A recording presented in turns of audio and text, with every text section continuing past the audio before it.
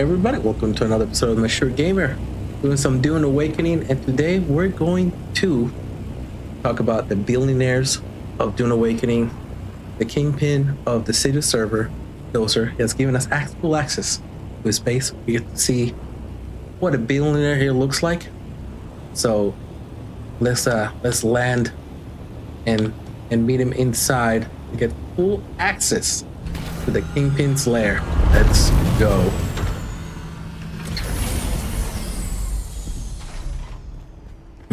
All right, we are in fact here, ladies and gents. The hangar bay of the kingpin, the one who rules the SPiCE of the Cetus server. And there he is, man himself, DOZER. How are you doing, man? How are you doing? Good, man. Welcome to my base. Yeah, if you want to give us a little walkthrough, and I'll follow you around, and you show us around a little bit on this massive base that you got here. Yeah, the base, there's really nothing special about it. I didn't really put a ton of effort into it, but it's more of function over beauty. You can see here we're kind of on the cliff up top, and this is where all my manufacturing stuff and refining is. So over here is just water. I just only have 8 death stills, two things of corpses, and only eight. Yeah. SPiCE infused dust in here. Feel free to open anything up. You've got my God. Owner. Look at this. This is what a billionaire looks like. Look at that. Schematics galore. Yeah, this whole line here, schematics. I was actually learning a ton of them, but with Chapter 3 coming up, I didn't know if there's ways to disassemble them and get mats off it, so I started to hoard them a little bit more. Hoarding is not even the word to describe the amount of schematics that we have here. Oh yeah. My God. I only keep the plastinium tier. Everything else, I just learn it. Only the plastinium. Yep. I kind of keep my sand bike here, just because it's easier to go back and forth one side of the base to the other if I have to. But you see here along the back wall, or this wall, the bottom over here is nothing but SPiCE melange. You need a bike to walk in your own base. Fellas, this guy uses a bike to literally travel in his own base. That's ridiculous. Look at the melange. Guys, look at the melange. This is what being rich looks like. This is like Elon Musk level richness in Dune Awakening right here.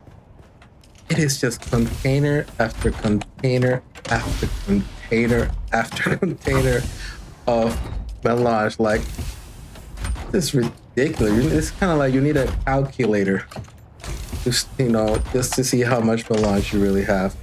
Like, it's gonna be like a 20-minute video of me just opening up and looking at all the melange. This is ridiculous. Oh my gosh. What's up here? What is on the top? Do we have more melange? No, plastinium? Yeah, this is, top is all plastinium. So it's roughly, I think it's just over 250,000 SPiCE melange. About over 61,000 plastinium is about what I got going on right now. Look at this wall of riches here.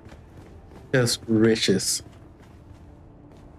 Yeah, with this it just kind of started small. I started doing the whole guerrilla tactics because it was pretty rough out there in the deep desert in the beginning, just doing solo farming and with a scout, and that evolved up to an assault, but doing it super early mornings. And eventually, the griefing was always a thing, but then that evolved into growing bigger, and then I started to do, I actually nicknamed it Big Balls Crawling, because back in the day, you'd lose everything if the worm got you, or if a PvPer got you, and I kind of mastered the science of doing mediums a little bit once they opened up the PvP half, or PvE, sorry, half, and then that evolved into trying the larges, and the rest is kind of history. I joined a guild, and they kind of helped with just protection at times, helping them, but most of all of that you just saw was from solo things, solo crawling, and yeah, teaching others in my guild like how to solo crawl, and then trying to control the deep desert a bit, scaring other people off of larges and mediums, and we go out and crawl. But none of that was given to me. That was 100% just grinding. It's been a huge grind. Now that Chapter 3 is coming, probably just taper off all that. Focus on labs more. I'm more of a PvEer than a PvPer, but I'll definitely PvP if I have to. Now, what you see blow you? You were the one that you taught the Nerdbird who made a video about solo crawling. You were the one that actually taught him how to do the solo crawling. That made him kind of one of the few things that made him famous on the YouTube.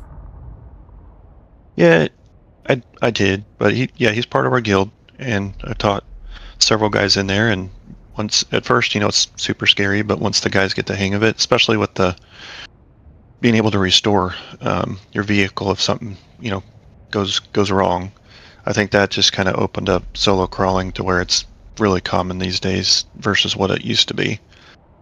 Yeah. So what you see underneath here is just a ton of raw titanium and stravidium. I'm kind of hoarding it a little bit because we have the Chome production contract that likely we're going to win as a tradies this week. So yeah, I've taken, I think this is about 3 carrier cargo container loads, both the bottom and the top up there. So next week I'll be running it pretty hard, pushing pretty hard on everything, refining. Yeah, this is mass. Like, I thought I was doing okay, but then you come see something like this, you're like, I am leagues behind. And this is the grind. How many hours do you have in the game so far? I think it's about 2,600 or so. But you got to realize a lot of that's just me being kind of semi-AFK during the day. Like, I'm not going hardcore all the time. But yeah, it's been a lot of time. So then how would you say is actual, if you were to take out the AFK time, how much actual, like, then you would say game time then, that you put in to make all this happen? I would say at least half. So that'd be about 1,300 hours of playing. 1,300. Yeah. And this is just a top floor, and we have there's a second floor in the bottom.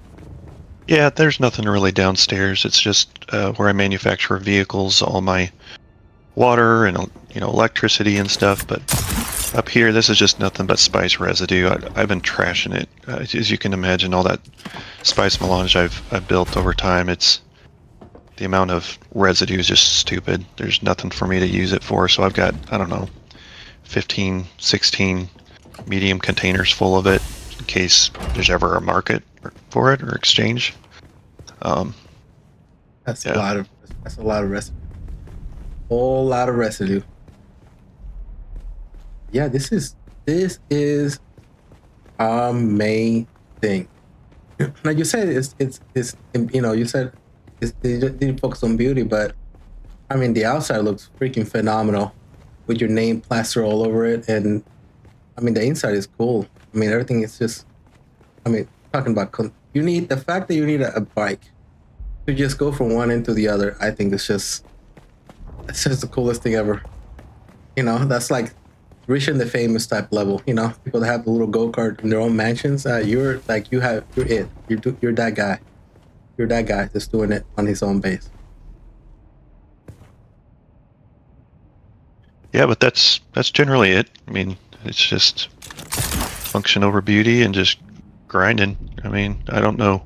Obviously, there's nothing I can do with all this. This is more than enough melange and plastanium to use in a lifetime. So I don't know. I'm looking forward to Chapter 3. I'm looking forward to something different than just grinding the deep desert, because it's definitely a grind. So once you are thinking about stepping back from the deep desert, and then eventually that will mean that the desert will be opening up to other people once you start focusing on labs. That are you gonna let go of your reins, so to speak, of the deep desert, so you can focus on other things?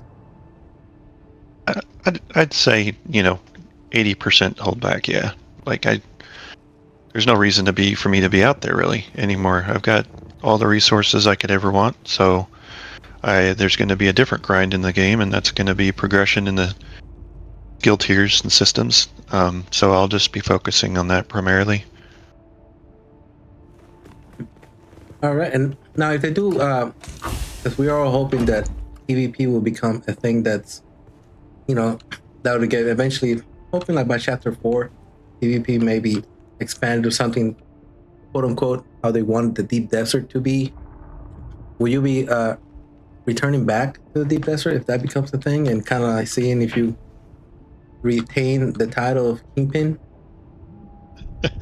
I wouldn't say I'm the kingpin of PvP. There's many better You're PvPers. definitely the Kingpin of the deep desert in this server. You are it. You are the guy. You are the goat. Well, my skills aren't aligned for PvP, and mainly it's the PvP is little skirmishes here or there, fighting over a field or just to send a message, right? I'm not planning on doing a ton of PvP, but yeah, if they make PvP fun again, yeah, you may see me out there. That's for sure. I do enjoy some good battles. I enjoyed it whenever you needed tons of protection, and we had our big battles out in deep desert to fight over the SPiCE. Late, the last month or 2, 3, it's been a little quiet. So, solo crawling hasn't been is risky, is what it used to be, and that's where clearly the melange started flowing a lot more the last couple months. But now that our server is getting more packed out, I think I was telling a friend the other day I saw 12 new braces out in front of mine that just kicked up over the last week. Things are going to get more tight, more difficult to farm. So now that even a talk of a hard-coding guild showing up on there, what do you feel about that when it comes to the deep desert? And because now that the new lance ride is going to be changing, what do you think about having actual competition now in the server? Competition's good. I welcome it. It's been pretty much our guild, Sons of the Deep Desert, or the Desert Mouse, that's been running the show for quite a while, and that was just really brought together by a bunch of misfits like myself, who are just sick of getting griefed by other PvP guilds.